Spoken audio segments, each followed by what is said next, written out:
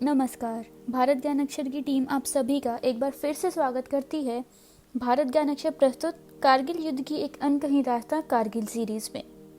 वैसे तो हमारे भारत के जवानों की वीरता और पराक्रम से हम सभी अच्छी तरह से परिचित हैं।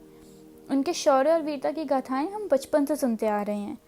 हमारे आज के इस एपिसोड में हम आपको वीरता की एक ऐसी गाथा सुनाएंगे जिसको सुनकर आप सबके भीतर का देशभक्त जाग उठेगा और आप भी देश के लिए मिटने को तैयार हो पाएंगे। आज के इस एपिसोड में हम जानेंगे कि किस तरह नई दिल्ली के पालम कॉलोनी के रहने वाले एकेडमिक्स के टॉपर ने मात्र 21 वर्ष की उम्र में वीरता और दिलेरी की एक ऐसी मिसाल रची है जिस पर उनके माता पिता और पूरे भारत देश को नाज है।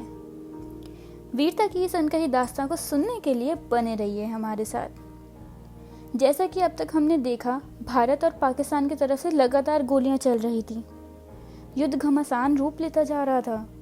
इसी बीच 4 जून 1999 को बटालिक सेक्टर से 3 पाकिस्तानी सैनिकों के शव बरामद हुए और उनके साथ कुछ ऐसे कागजात मिले जो उनके पाकिस्तानी होने का सबूत दे रहे थे।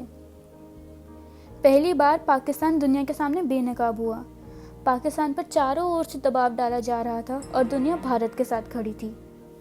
अब जबकि यह बात साबित हो चुकी थी, घुसपैठिए और कोई नहीं, पाक के ही सैनिक हैं, भारतीय सेना ने अपनी स्ट्रैटेजी में बदलाव किया।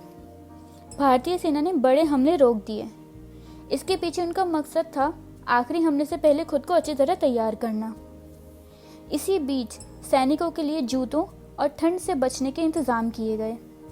जहां एक तरफ पाकिस्तानी सैनिकों के शव बरामद होने की खबर भारतीय मीडिया में छाई हुई थी, वहीं दूसरी तरफ पाकिस्तान सरकार और सेना चारों तरफ से सवालों से घिरी जा रही थी। आइए आप सभी को और इंतजार ना कराते हुए सुनाते हैं वीर शहीद कैप्टन सुमित राय की वीरता और दिलेरी की गाथा। कैप्टन सुमित राय का जन्म 10 दिसंबर 1977 को हुआ।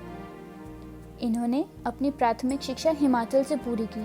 फिर पंजाब से 10+2 की परीक्षा फर्स्ट डिवीजन से पास करके इन्होंने एनडीए एग्ज़ाम दिया और उसमें भी पास हुए। उसके बाद उन्होंने आईएनए की परीक्षा दी और 1998 में इन्हें कमीशन प्राप्त हुआ। सर्विस ज्वाइन करने के 6 महीने के अंदर ही उन्हें कारगिल के टाइगर हिल्स क्षेत्र पर तैनात किया गया।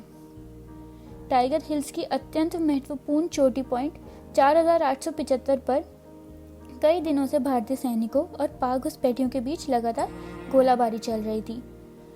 भारतीय सेना ने पाक घुसपैठियों को भारतीय सीमा से बाहर खदेड़ने के लिए बहुत ज़बरदस्त रणनीति बनाई।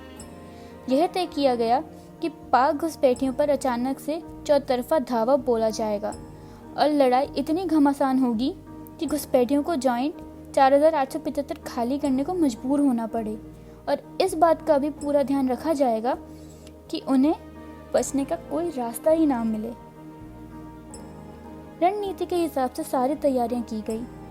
आक्रमण का जिम्मा सौंपा गया गढ़वाल राइफल की 18वीं बटालियन को, जिसकी कमान थी जाबाज कैप्टन सुमित राय और कैप्टन जिंटू गोगोई के हाथों में। मिशन के मुताबिक अचानक दुश्मन पर धावा बोला गया। भीषण जंग छिड़ी, तोपखाने आग उगलने लगे। दोनों तरफ से फायरिंग और जवाबी हमले शुरू हुए। दुश्मन आश्चर्यचकित रह गए। हमारे जाबाज भारतीय सैनिकों के हमले और भीषण रणनीति से दुश्मन के पैर उखड़ने शुरू हो गए। सुमित राय लगातार सैनिकों की हौसला अफजाई करते रहे, उन्हें जंग लड़ने के लिए उत्तेजित करते रहे। जवानों में गजब का उत्साह और जज्बा था। भारतीय सेना के अचूक निशानों के आगे दुश्मन दम तोड़ने लगे। इसी बीच कैप्टन सुमित राय भी दुश्मन के तोपखाने की रेंज में आ गए। कैप्टन सुमित गोलियों की बौछार को झेलते हुए लड़ते रहे और तभी एक गोली आकर उनके सीने में लग गई और कैप्टन सुमित वहीं ढेर हो गए। इस लड़ाई में उनके साथ कैप्टन जिंटू गोगोई और अन्य जवान भी मातृभूमि की रक्षा में लड़ते लड़ते शहीद हो गए। उनकी इस शहादत से पहले ही भारतीय सेना को इस महत्वपूर्ण चोटी पर सफलता मिल गई, लेकिन अफसोस कैप्टन सुमित और उनके साथी जवान अपनी इस सफलता की खुशी बांटने के लिए जीवित नहीं रह सके। उनकी इस शहादत ने भारतीय सैनिकों में लड़ाई को ऐसा जज्बा भरा कि दुश्मन को ना केवल इलाका खाली करना पड़ा बल्कि उनके पांव भी उखड़ गए। कैप्टन सुमित की शहादत की खबर जब नई दिल्ली के पालम कॉलोनी राजनगर के निवासी उनके पिता एस.के. राय के पास पहुंची तो वे सन्न रह गए। फिर थोड़ी देर बाद उन्होंने खुद को संभालते हुए कहा, पहले तो वह सिर्फ मेरा बेटा था, पर अब वो पूरे भारत का बेटा हो गया है। उसकी इस शहादत पर हमें ही नहीं पूरे भारत को नाज है। कैप्टन सुमित के बड़े भाई लेफ्टिनेंट शांतनु भी सेना में हैं और उन्हें भी अपने छोटे भाई की शहादत पर गर्व है, और वहीं उन्हें इस बात का मलाल भी है कि कैप्टन सुमित उनसे पहले शहीद होकर बाजी मार ले गए। सुमित की शहादत ने पूरी कॉलोनी में देशभक्ति का ऐसा जज्बा भरा कि कॉलोनी के तमाम महिलाओं ने अपने बेटे को सेना में भेजने का प्रण ले लिया। टाइगर हिल्स की इस लड़ाई में अपूर्व शौर्य के लिए भारत सरकार ने कैप्टन सुमित राय को मरणोपरांत वीर चक्र से सम्मानित किया।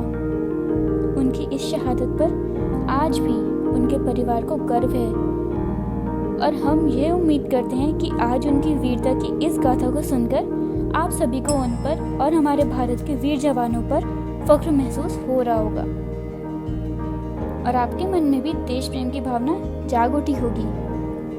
तो दोस्तों, आगे की कहानी को जानने के लिए बने रहिए हमारे साथ हमारे YouTube चैनल भारत ज्ञान अक्षर पे। आप इसे इंस्टाग्राम पर भी फॉलो कर सकते हैं बी ज्ञान अक्षर के नाम से, और फेसबुक पर भी फॉलो कर सकते हैं।